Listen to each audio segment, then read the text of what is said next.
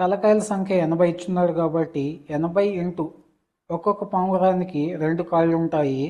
80 into 2 value ఎంత? 160. Next ఇక్కడ కుందేళ్ళు అని ఇచ్చున్నాడు. మొత్తం హెడ్స్ వచ్చేసి 80 ఇచ్చున్నాడు.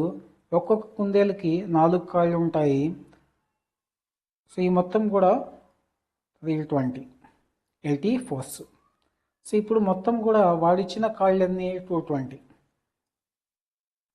సో ఈ రెండు మైనస్ చేస్తే 220 మైనస్ 160, 60.